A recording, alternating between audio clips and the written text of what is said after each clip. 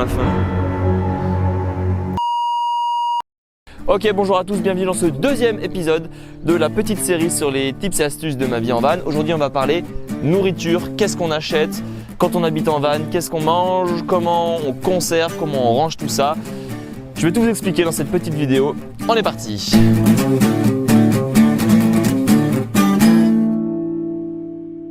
Avant toute chose, c'est important de préciser que mon fonctionnement alimentaire, il est régi par deux contraintes. Première, le fait de ne pas avoir beaucoup de place. Dans un van, on n'a pas énormément de place. Deuxième, j'ai pas de frigo. J'ai fait le choix de ne pas avoir de frigo parce que je trouvais que ça consommait beaucoup, que ça prenait beaucoup trop de place. Et je m'en sors très bien comme ça. Donc ça veut dire quoi concrètement? Ça veut dire faire des courses souvent, en petite quantité, bien réfléchir à l'avance quoi acheter. On n'achète que le nécessaire, on n'achète que ce qu'on mange, que ce qui manque. Et aussi, on peut rien acheter de périssable. Vu que j'ai pas de frigo, je peux pas acheter de produits frais ou alors ça sera à consommer tout de suite dans les 2 heures quoi. À l'intérieur, comment ça s'organise? On a là un petit placard avec tous les produits secs, pâtes, céréales, flocons d'avoine, etc., etc. Tout dans des bocaux, j'achète tout en vrac. Donc il faut faire attention à ne pas acheter plus que la contenance des bocaux, sinon on se retrouve avec des sacs dans tous les sens. Les huiles, les boîtes de conserve, les sauces tomates, etc., etc. Donc vous avez vu, tout ça, ça doit rentrer là-dedans, ce qui correspond à un petit placard. Là, j'ai un autre espace avec des produits ouverts ou des produits qui sont pas sous vide. Par exemple, les œufs. Là, j'ai du beurre de cacahuète, une espèce de Nutella, de la confiture, enfin bref. Là, j'ai des fruits et légumes. En fait, je mange énormément de fruits et légumes. J'en achète beaucoup et c'est important de les avoir toujours à vue pour vérifier qu'ils ne sont pas pourris, voire lesquels il faut manger rapidement, ceux qui sont trop mûrs. Et dernier endroit, ici j'ai un panier avec les petits oignons parce que ça met des pots partout. Donc si c'est pas dans un panier comme ça en met partout, c'est chiant.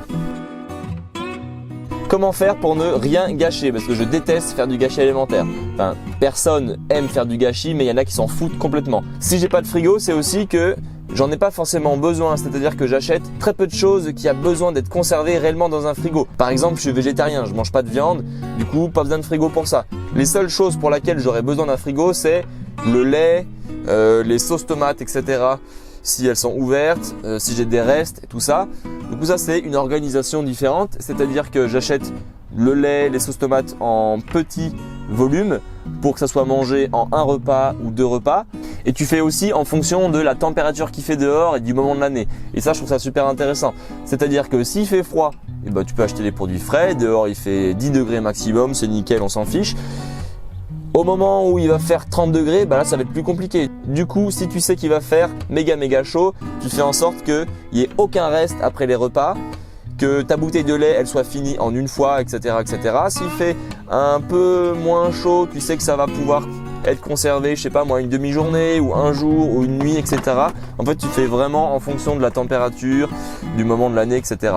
Et si vraiment il fait très chaud et que tu as besoin de mettre quelque chose au frais absolument pour un ou plusieurs jours, il y a toujours l'option de la rivière. J'essaye de me poser toujours à côté de rivière. C'est un frigo naturel qui marche vraiment trop bien. Une rivière, même dans les endroits où il fait chaud, c'est rarement à plus de 15 degrés. Bon, je te parle en France, bien sûr. Là, je vous l'ai déjà montré la dernière fois, mais en gros, la petite bouteille de lait, elle va dans la rivière, attachée à une petite ficelle et un petit bâton pour pas que ça s'en aille. Franchement, sans frigo, j'arrive à être quasiment à 0% de gâchis. Les seules choses pour lesquelles je galère encore un peu, c'est le lait toujours. Ça, c'est vraiment le seul aliment dont j'arrive pas à me passer, qui se conserve au frais. Il m'arrive de devoir jeter des fins de bouteilles si je les oublie dans le camion ou si j'oublie de les mettre dans la rivière. Également des sauces que je mangerai pas tout de suite. Finalement, il fait plus chaud que prévu, ça se pourrit vite. Ça, ce sont les 2 points sur lesquels je dois vraiment progresser. Voilà, vous savez tout. Il faut vous dire que c'est vraiment pas des contraintes, c'est juste une organisation un peu différente de celle qu'on peut avoir dans une maison. Moi, j'ai aucune frustration.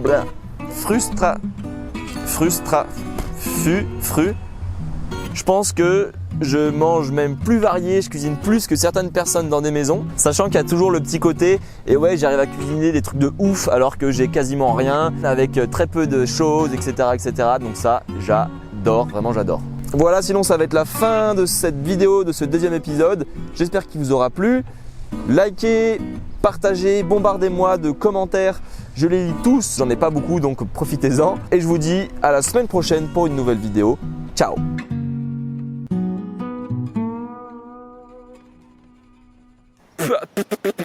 J'ai failli le mettre dans ma bouche pour de vrai.